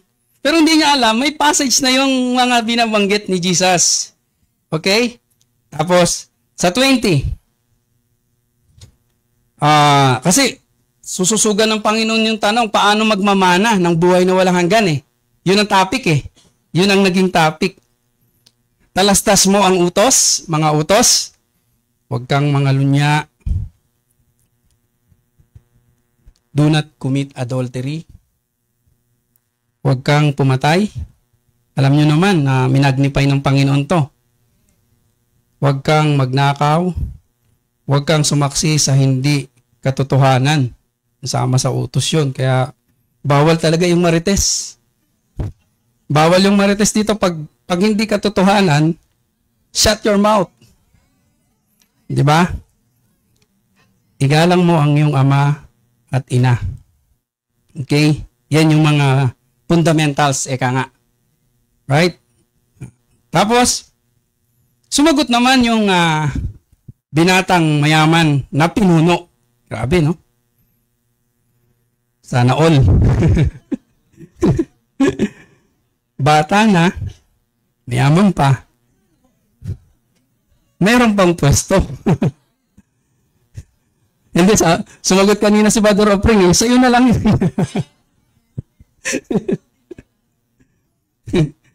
Wag na lang pala sana all. Sabi niya, alam naman natin ito. Ginanap ko ang lahat ng mga bagay na ito. Ba? So, hindi ito basta-basta na pinuno. Kaya dito pa lang, mapag-aano mo talaga na talagang ano to eh. Para sa iyo to eh. 'Di ba? Kasi ano 'yun eh, law abider, actors of the law. Tama? Mula pagkabata niya, bata pa naman siya. 'Di ba? Talagang ano talaga. At nang marinig ito ni Jesus, ayan na naman, sabi, at nang marinig, tsaka siya nag-react, para bang walang alam ang Panginoon. Right? Hindi nangangahulugan nung marinig ito ng Panginoon, tsaka lang siya nag-react. Gusto niya lumabas mismo sa bibig nitong class of people na ito ang kanilang ipinagmamayabang, ang kanilang ipinagmamalaki. Right? Ano ba yung kanilang kabataan ko'y akin ng inobserve yung mga bagay na yan? Lahat yung mga ang sino ba nagbanggit ng fundamental laws? Si Jesus. Meron ba siyang sinabi doon na mali yan? Wala. Lahat yan mula pagkabata ko ay akin ang inobserve. Di ba? Sabi niya, at sinabi niya sa kanya, ito na, ang isda nahuhuli sa bibig. Di ba? Hayaan ng Panginoon na sabihin mo yung side mo. Hindi ka bubusala, huwag ka magsalita. Sige, sabihin mo kung anong gusto mo. At sinabi sa kanya ni Jesus, isa pang mahalagang bagay ang kulang sa iyo. Hindi sinabi ng Panginoon na, teka, mali yung pagsunod mo sa law. Hindi. Lahat yon ay walang saysay. Hindi niya sinabing walang halaga yon ha. Lahat yung walang saysay kung hindi pupunuin. Tinimbang ka ngunit kulang. 'Di ba? Kulang sa iyo. Ano yung kulang? Sa Tagalog natin basahin. Ipagbili mo ang lahat mong tinatangkilik. Yon, from the word tinatangkilik. Yung pa lang, alam mo na yung sagot. 'Di ba? Sa lahat-lahat ng ginagawa niyang kautusan ng batas, yung pala, may mas mataas siyang desire. Bagamat nakakayanan niyang sumunod sa law, may mas nangingibabaw na desire siya. And I'd like to kumuha ng atensyon sa inyo na ang ipinapakitang isang klase ng tao, one class ng kaugali ng tao, grupo ng tao dito, absolutely, hindi ito elect. Hindi ito elect. Walang binito eh. Right? Para ano lang talaga, ma-expose lang itong katwiran ng tao. Expose yung katwiran ng tao. 'Di ba? Sabi niya, ipagbili mo ang lahat mong tinatangkilik. Bakit? Mas nangingibabaw yung tinatangkilik niya kaysa doon sa talagang mayroon siyang hangarin na sa kaharian ng Diyos. Secondary lang yung mga kautusan bagamat kaya niyang masterin. Di po ba? At magkakaroon ka ng kayamanan sa langit. Tignan mo, deeds. Wala namang deeds sa bride. Predestinated siya. Di ba? Kung masusunod niya, ito, katwiran ng Diyos ito, kaya nga merong mga kategoryang righteous eh. Merong mga nakakasunod ng salita ng Panginoon sa katwiran, tamang katwiran. Kaya nakita yun ng Panginoon, teka, tama yung katwiran nito ah. Padaanin ko yung bride ko para hindi sa kung ano pa mang kaparaanan, kundi dahil siya ay attached doon sa Word made flesh, para yung katwiran ko matupad sa Kanya. Di ba? Hindi sa taong lumalakad, kundi sa Diyos na nagbibigay ng habag at awa. Di ba? Magkaroon ng kayamanan sa langit at pumarito ka, sumunod ka sa akin. Complete package ang gusto ng Diyos. Ayaw niya ng 99.9%. 'Di ba? Complete package. Siyempre, kilala man ng Panginoon 'yun eh. 'Di ba? Bagamat may inilalarawan ang Panginoon. Eto na. Di ipinakita na kung sino siya talaga. Remember, tinatangkilik. Okay? Priority. Mas mahalaga sa'yo. Right? Datapot nang marinig niya ang mga bagay na ito, ayon kay Lucas, siya'y namanglaw ay bihira yan. Wow. Lumabas yung kulay niya. Hindi lang siya basta namanglaw, nang lubha. Na-stress. Diba ang tagal-tagal kong pinag-ipunan yan? Sapagkat siya ay totoong mayaman. Diba? Mayaman na sa salapi. Literal yan. Mayaman pa sa katwiran. Okay? At, eto na, sinabi ng Panginoon. At sa pagmamasid sa kanya ni Jesus ay sinabi. Ayan, sasabihin na kung anong class of people ka. Pagkahirap na makapasok sa kaharian ng Diyos ang may kayamanan. Sabi nga, di ba dito, nga kapatid, hindi ito, yes, ito ang halimbawa ay literal na mayaman, mga kapatid. Pero hindi yung traditional at saka karnal na kaisipan na talagang lahat ika-categorize natin na walang mayaman na makakapasok. Number one, mga kapatid, meron bang iniutos sa atin kagaya dito sa kategorya ng tao na to na ipagbili mo ang lahat ng iyong tinatangkilik? O nakarinig ba tayo ng ganong utos? Kasi alam ng Diyos, galing yung desire natin sa Kanya eh. Yung mga, kung anong meron tayo, kung paanong ginagampanan natin sa katawan, automatic yun by revelation, nagagampanan natin. Kaya hindi tayo titingin, oh bakit siya anak din ng Diyos, bakit siya may ganyan. Hindi, alam natin kung anong bahagi ginagampanan natin. Di po ba mga kapatid, di naman natin yung may gumawa ba dito na pinagbili lahat ng tinatangkilik tapos dinistribute? O, kaya nga, kung literally natin na ganun, wala eh. Diba? So, ito ay para sa ibang kategorya. Diba? Sa ibang kategorya nito na, particularly, walang binhi ito. Diba? Ang ano nga doon, ang proof is yung deeds. Diba? Diba na ano yan sa Revelations 20, Brad? Revelations 20, by their deeds, they shall be judged. Diba mga kapatid? So, ito. Sa kanya ay sinabi, pagkahirap na makapasok sa kaharian ng Diyos ng mga may kayamanan. Ng mga may kayamanan. Kayamanang literal, kasi doon na yung priority na tinatangkilik nila, kayamanan sa lupa. 'Di ba? At saka kayamanang pangangatwiran. Okay, sariling isip. At sinabi ng mga nakarinig nito, o hindi lang yung para sa iyo. Kasi may binanggit siya, mas mabuti pa daw yung kamelyo makapasok sa saan? Butas ng karayom. 'Di ba? Kung pag ang Panginoon magsalita, talagang nag-react sila eh. What? Teka lang. Sino kaya ang maliligtas niyan? 'Di ba? E di ang kaharian ng langit ay puro kamelyo. Kasi alam nila guilty sila eh. Literal. 'Di ba? Datapwat, sinabi niya ang mga bagay na di mangyayari sa mga tao ay pangyayari sa Diyos. Yan na yung walang imposible sa Panginoon. Mula sa kapahayagan, mula sa makalumang pagkatao, 'di ba? Hanggang doon sa predestinadong kalagayan. 'Di ba? Mga kapatid, mula doon sa mga sinabi ng Brother Branham yan, yung mga class of people na hindi man na new birth dito, pero papasok sa kaharian. Of course, kailangan din ng changing yun, di ba? Hindi naman po pwede ipasok nila yung old soul nila doon. Hindi lang na new birth dito. Kasi ang bride lang naman yung new birth dito. Kasi yung Holy Spirit, fullness yung nagkukuiken ng kabuang binhi. In half seed won't grow. Diba? Kailangan full seed. So, isang quote lang, sakto siguro to, balik ko na sa MC.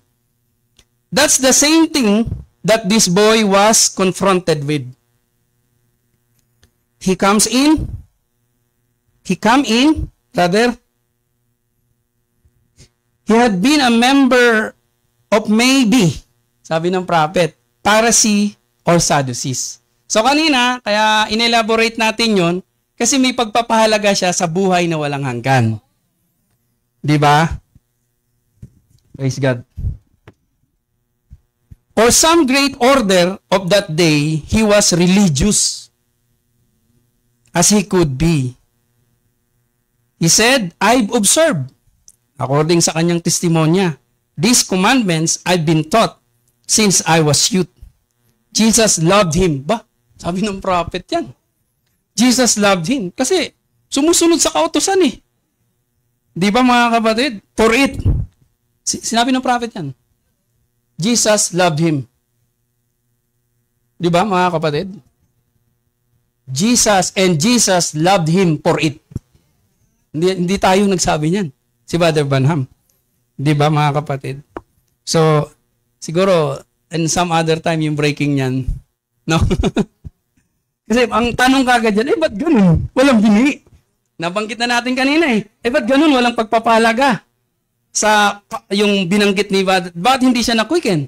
And yet, Jesus loved him. Okay? Pastor, ikaw na magpaliwanag nito. Kung saan ka man naroon, Pastor, pakipaliwanag ito sa Miyerkules. Sa Wednesday, papaliwanag ni Pastor yan. Nanonood siya ng live streaming. Okay? Nasaan na tayo? Jesus loved him for it. But he refused to be guided. He refused to accept the real leadership of Jesus Christ to give him eternal life. Notice, he believed there was something different than what he had. Okay na sana Ibig sabihin, unsatisfied siya. Remember, leader siya. Mataas may katungkulan siya bilang Pariseo. And yet, may kulang. Kaya lang, yung kulang sana na ikapupuno niya, dahil sinabi na ipagbili mo ang yung mga tinatangkilik, na-expose ngayon siya. Diba? So in other words, mga kapatid, pagbulay-bulayin natin, yung mga non-tubosable ay pwede ring makaramdam ng hungering interesting. Kaya lang, there's nothing to quicken talaga. No wonder why, umaali-aligid yung mga impersonator. Meron din silang ganong reaction towards the word.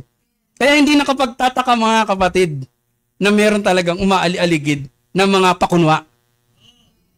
Di ba? Praise the Lord. See, he wanted to do something himself.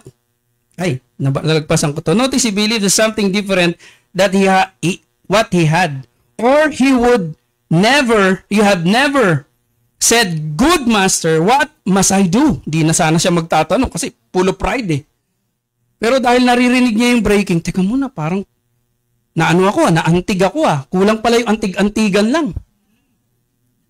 Dapat pala, pag narinig mo na, ibinuka na ng word made flesh yung kanyang salita, dun ka ma-sold out. Makonect yung light mo. See, he wanted to do something for himself, That's the way we do. Sabing ganun ni Brother Branham, generally speaking, ganyan yung tao. We want to do something ourselves. Own way. The gift of God is free gift. God give it to you. You don't do one thing for it. Diba? Direct desire mo yan pag narinig mo yung word. Direct desire mo yan. Diba? He ordained it to you. And you're going to have it. That's the assurance ng Panginoon. Notice, he knew it was there. He believed it. Ito yung young ruler. He knew it was there. He believed in it and wanted it. But when he was confronted with how he had to do it, it was a different from his ritual. Ang tao may ritual Di ba? It was a different. He could hold his money and belong onto the church that he belonged to. Pwede naman Pwede, ba't ko pa itutuloy yung conversation dito? Teka muna, matindi yung condition. Pwede naman ako dito magpatuloy lang, tapos hawak ko pa yung inipon ko. Tama po ba? Di ba? And so forth. But Jesus knew that. And knew that he had hoarded this money. Meron siyang malaking value, malaking price na iniipon na kanyang tinatangkilik. Di po ba? And he said, "Go sell all you got and give it to the poor and come take up the cross and follow me and you'll have the treasure in heaven." But he couldn't do it. But thank God, Sa atin, meron man tayong katwiran. Sa atin, meron man tayong dating gusto sa buhay. Nung tinawag tayo ng Panginoon, Lord, saan pa ako pupunta? Right? Anong gagawin ko dito kung ako ay mawawalay sa iyo? Di ba, Lord? Turuan mo pa ako, Lord. Daan mo ako sa proseso, bagamat ito ay messy. So be it, Lord. Gusto kong lumago eh. Di ba? I want more. Di ba?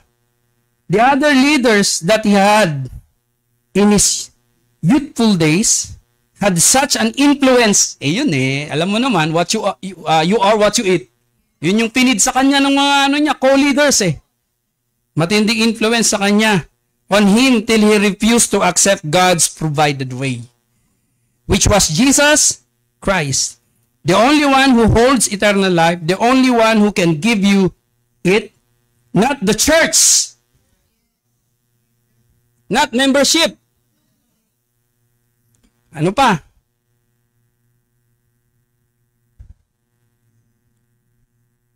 Not the church can give you eternal life. Not your neighbor. Not your pastor. Not your priest. Not your creed. Only Jesus himself can give you eternal life. No matter how good you think you are, what you quit doing, teka muna, laki-laki yan ang pinagbago ko. Ano yung pinagbago mo? Kinuit ko na to. So what? What you quit doing. Not just quit doing. What you start doing. Ito na nga, oh. Naglilingkod na nga ako sa Panginoon, oh. Lagi na nga ako matindi. What you start doing. Na hindi natin sinasabi na yung lahat ay masama.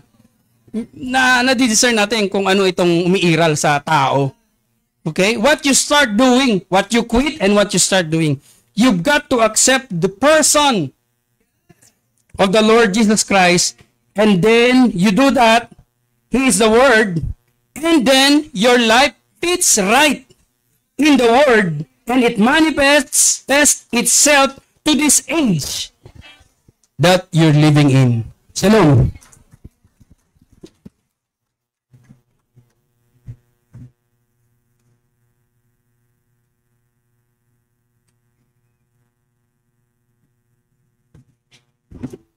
Salamat sa Panginoon, no? Bawat marinig natin kahit lumabas sa bibig ng Panginoon, no?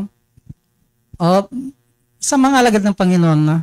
Sabi nga kanina ni Brother Eric na Jesus love him, no? Kasi ang Diyos ay God's love. God's love.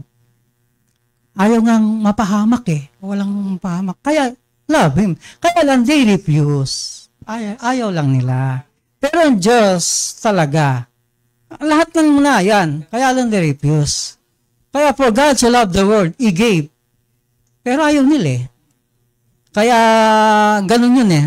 Kung rich ka naman, sa rich, pagdating dun sa rich, God is rich also. Yung rich siya. Anong sa rich? Sa katwiran, sa kayamanan physically.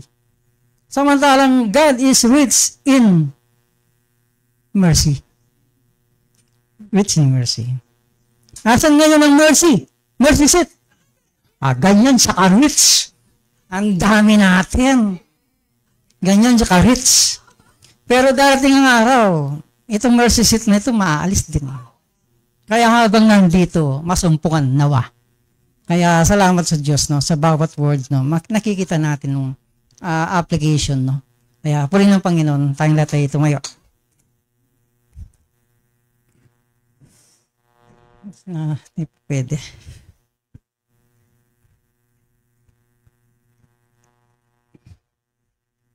Ano yan? Mahal kita, Panginoon? Ano mo yan?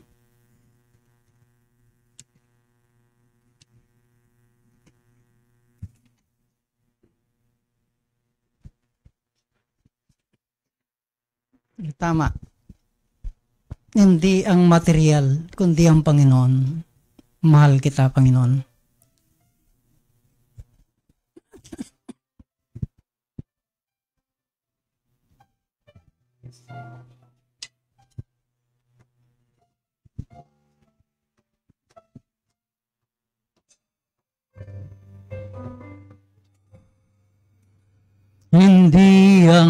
ang tagumpay o yaman sa buhay, hindi katanyagan ang aking inaasam.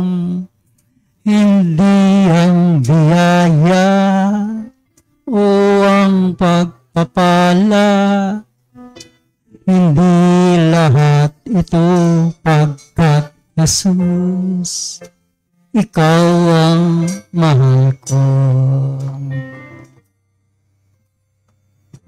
Mahal kita, Panginoon. Mahal kita sa buhay kong ito. Sa'yo lamang maglilingkod. Sa'yo ako ay susunod. Hindi karangyaan o ang kaalaman, hindi karangalan ang aking inaasam. Hindi ang biyaya o ang pagpapala, hindi lahat ito pagkat Jesus, ikaw ang mahal ko. Mahal kita, Panginoon. Mahal kita sa buhay kong ito. Sa'yo lamang maglilingkod. Sa'yo ako ay susunod. Mahal kita, Panginoon. Mahal kita sa buhay kong ito. Sa'yo lamang maglilingkod. Sa'yo ako ay susunod, aking Panginoon. Amen. Tayo po ay manalangin. Lord, mahal kita dahil una mo akong minahal. Salamat, Lord, sa iyong pagmamahal sa akin, Lord. O Lord, tunay Panginoon, ikaw lamang, Lord. At wala nang iba. Hindi ng karanyaan, hindi ng kaalaman, kundi ikaw, Lord. Salamat, Lord. Lord, sa bawat fellowship, Lord, na iyong binibigay sa amin, Lord. Tunay, Panginoon, ang kagalakan namin, Lord. Hindi namin kulang, Lord. Lalo pa kaya kung makita ka namin ng face-to-face, Lord. O Lord, at alam po namin, Lord, ang lahat ng ito ay totoo, Panginoon, at magaganap. Dahil nandito ang iyong kaganapan na nirebuild mo, na bahagi mo bilang bride, Panginoon. Lord, salamat, Lord. Patuloy kang mangusap, Lord, na walang bahid, na purong-puro, Lord, na siyang sumaamin, Lord, na ikaw, Lord, ang may taas, hindi ng anumang bagay na mga self-interpretation o anuman, Lord, kundi alisin mo yun, Lord, kundi ikaw, Lord, na mangusap ka, na ipahayag mo sa amin at magkaroon ng kaganapan. Lord, ang manifestation napakalaga, Lord, sa buhay namin, Lord. At nawa, Lord, sa bawat sa amin, Lord, dala namin, Lord, na ito, Lord, sa aming pag-uwi, Panginoon. At makita rin, Lord, ng aming mga pamilya, mahal sa buhay, Lord.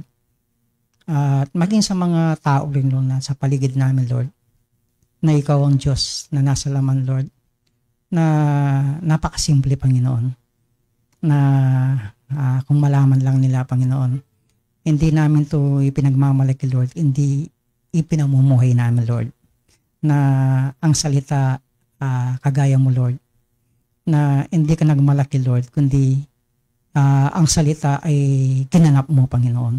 Ganun din sa amin, Lord. Lord, lahat ng ito, Lord, sa bawat isa sa amin, Lord, na at maging mga nasa live streaming, Lord, sa bawat narinig namin, ay ikaw, Lord, ang patuloy na magpaunawa, Lord, Panginoon. Lord, kung di mo i-reveal to, Lord, hindi kaya ng tao, Lord. Kaya sinabi mo, Lord, mapalad ka, Pedro. Sinong nag-reveal? Ang Ama. Salamat. Ang Amang ito, Lord, ay ang siyang nagpahayag. At ang Ama nito na nagpahayag ay walang iba na ginawa mo, Lord. Minanifest mo ito, Lord. At ang kapayagan, Lord, ay si Kristo, Panginoon. Salamat, Lord. Na si Kristo na ito, Lord, na nahayag sa laman. Isa po kami rin, Lord. Maraming salamat, Lord. Pinabalik ka namin, pinasasalamatan, Lord. In Jesus Christ's name, we pray, God. Amen, Lord. Bless po.